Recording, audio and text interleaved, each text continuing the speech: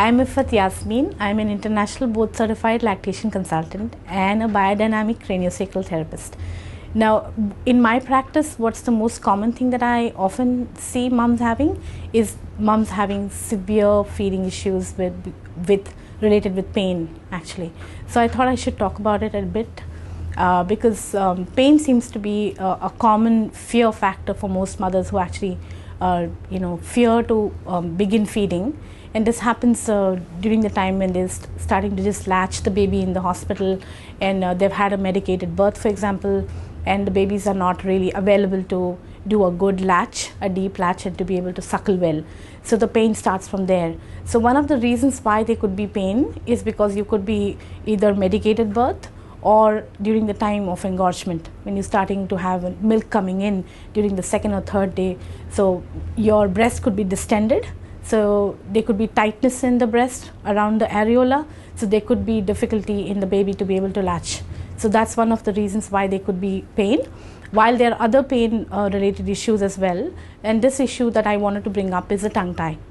Now, babies who have a restriction under the tongue allows dysfunction for a movement of the tongue to allow a deep latch for the baby and to be able to move the milk and strip the milk out of the mother's breast.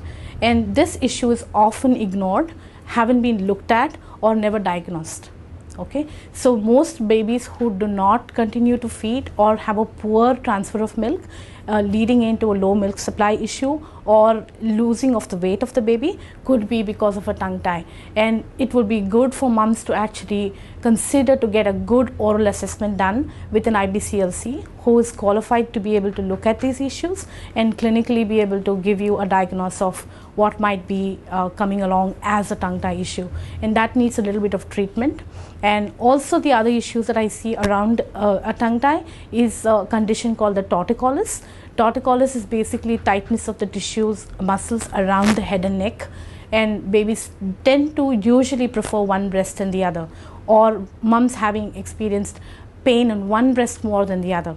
So there could be an issue where the baby is actually not being able to latch in a good position simply because the muscles are tight. So what can help this baby is offering support where the baby gets a tummy time to be on a hard surface.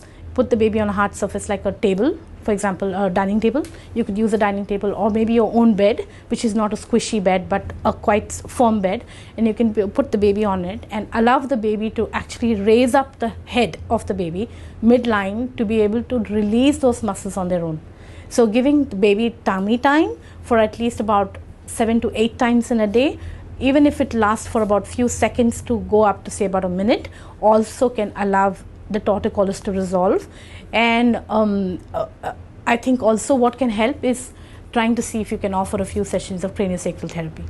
So this also allows the self-regulation and self-resolution of the problems of the tissues that could be tight because of the birth process itself, or maybe how the baby is taken a certain position in the uterus and not had enough space for the baby to actually be able to use his muscles, so that can also cause a problem. So I would encourage moms to have a look at both of these issues sometimes. And you often see that the baby would be sleeping on one side or turning the head towards one particular side, not being able to latch. Even if the mother keeps trying hard, has a deep latch, baby starts to become shallow at some point, and then the pain becomes severely, or not being able to latch at all. So I would encourage moms to have a look at that. Thanks for watching this video. If you really liked the video, please hit like and also subscribe. And if you have any comments, please leave them in the comment area. Bye.